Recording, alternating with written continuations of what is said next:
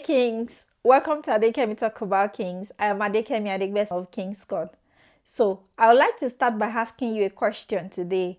What comes to your mind when you hear the word helper? So, is it a servant, a maid, someone inferior to you? Okay, so let's define this word according to the Bible. So, in the Old Testament, the original Hebrew word for the word helper was Ezer, and it was used 21 times in the Old Testament. And 16 out of these 21 was used to refer to God. 3 times it was used to refer to a country superior that Israel was seeking help from at that time. And the 2 other times was the first time it was mentioned to refer to the woman in Genesis chapter 2 verse 18 and verse 20.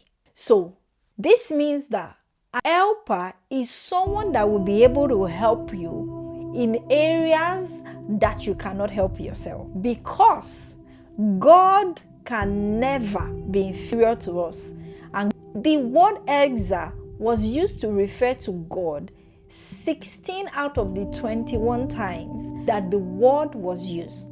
And thinking about it, actually, if you need to get something done, for instance, you need to start a company and you need money, where do you go to ask for money? Do you go and ask somebody who does not have? Or do you go to someone that can help you?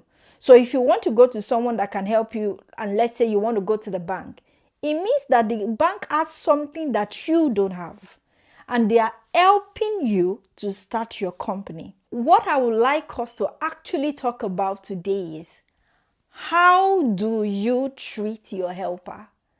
When we talk about God as being our helper, in many of the instances that God was referred to as our helper, we were always asking God for areas that we can't help ourselves. We're asking God in Psalm 121, verse 1 and 2. We say, I lift up my eyes to the hills, from whence cometh my help.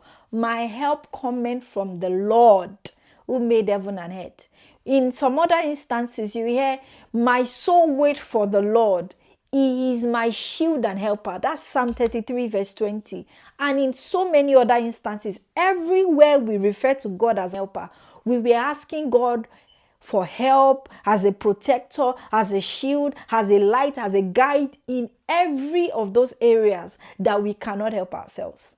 And in the second instance, when we are referring to people that we need help from, we always refer to people that are more superior than us.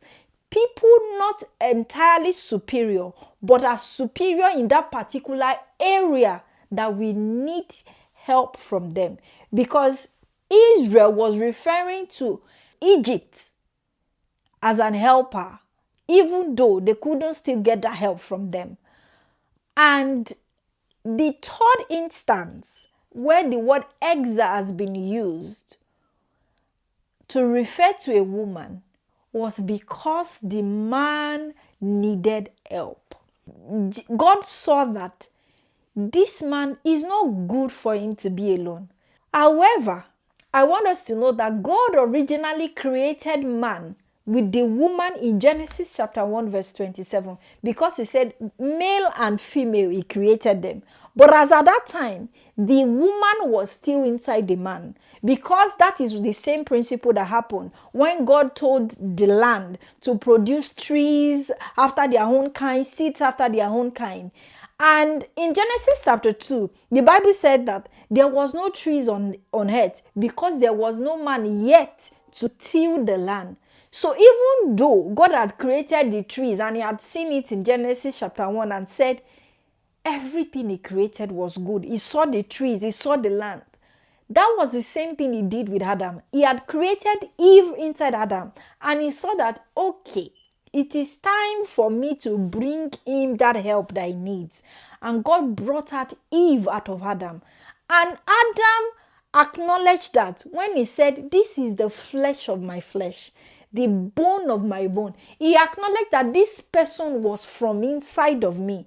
So when God created Eve out of Adam, it was God increasing the surface area, multiplying Adam in such a way that Adam is no longer one, but two, at the same time still remaining one, so that when he is two, he is able to cover spaces that he couldn't as one.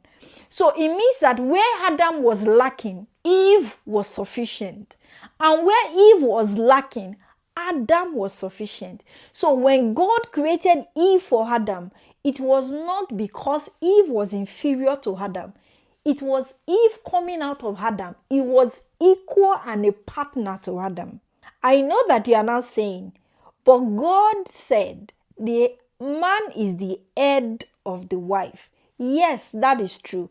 Just like Christ, according to Philippians chapter 2 verse 6, that even though Christ is God and he did not consider it robbery to be equal to God, which means that even though Christ is God, Christ is submitted to God. That is why he says, I don't do anything of my own accord, but everything I do is what I have seen my Father do. That is Christ and God. So as a man and as a wife, even though you are one, your wife is still submitted to you and you are still the head of your wife. But that does not change the fact that your wife is equal and a partner to you. That was the original plan of God. And it is painful to see that there are some families, even though they are Christians, they still have this notion that the husband is supposed to rule over the wife. Because it is in Genesis chapter 3 verse 18, that when God was telling the woman that your desires will be for your husband, but he will rule over you. But do you know that when Jesus came, he reversed that? It became a curse for us. According to Galatians chapter 3 verse 13 says, but Christ has rescued us from the curse pronounced by the law. When he was hung on the cross, he took upon himself the curse for our wrongdoing. For it is written in the scriptures, cursed is everyone who is hung on a tree. It means that after Jesus died for us, that curse was reversed. So you are no longer supposed to rule over your wife. You are supposed to be the head of your wife, just like Christ is the head of the church. Christ loves the church, and his rulership as the head of the church is just like the one we find in Luke chapter 22, verse 25 to 27. Jesus told them, in this world, the kings and great men lord it over their people, yet they are called friends of the people. But among you it will be different. Those who are greatest among you shall take the lowest rank, and the leader shall be like a servant. Who is more important, the one who sits at the table or the one who serves? The one who sits at the table, of course, but not here. For I am among you as the one who serves. The way Jesus leads the church is by serving the church. So it means that the way you lead your wife is by serving your wife. So when you see your wife as a helper, you don't see her as someone inferior to you, even though she might be weaker, but she is not inferior to you. You are not supposed to see her as nothing. You are not supposed to see her as someone inferior that can only be a subject to you. Because even God trusted Jesus with some things. Because according to what Jesus said in John 17:12, and Jesus said, during my time here, I protected them by the power of the name you gave me. I gathered them so that not one was lost, except the one headed for destruction, as the scriptures foretold. See, this means that God handed those 12 disciples to Jesus, and Jesus was giving account here. You are supposed to be able to trust your wife with some responsibilities.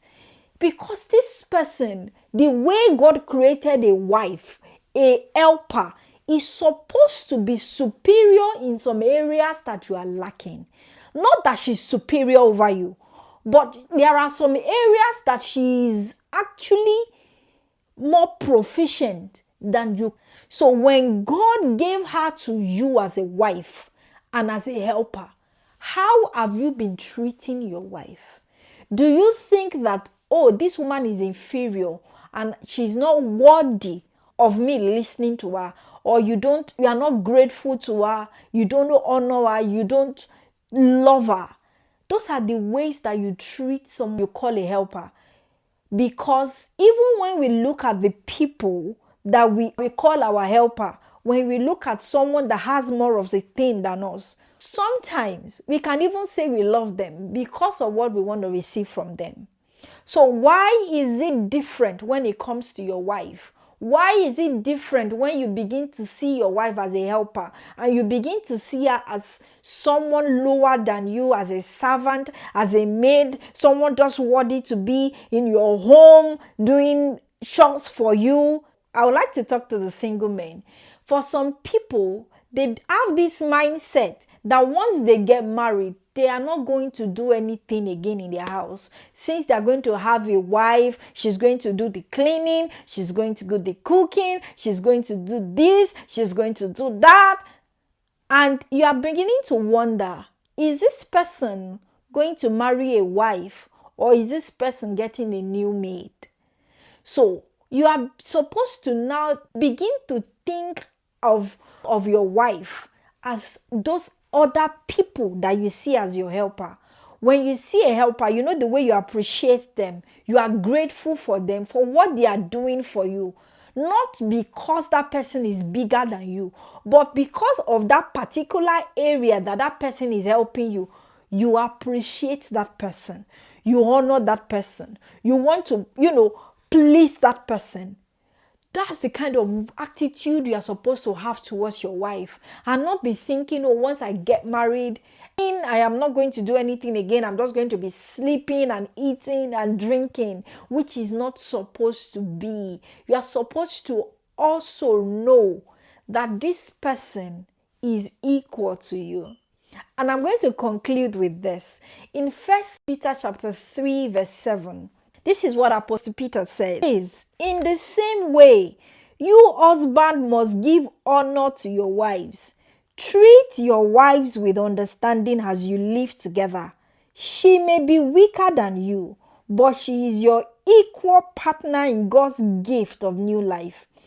Treat her as you should, so your prayers will not be hindered. So, treat your wife with honor. Treat her the way you should treat her, so that your prayers will not be hindered. I pray as you do this, may your homes be filled with God's friendship and counsel. Thank you so much for joining me on this episode. And if you haven't subscribed yet to this channel, please subscribe to this channel, share it with others. God bless you. Bye-bye.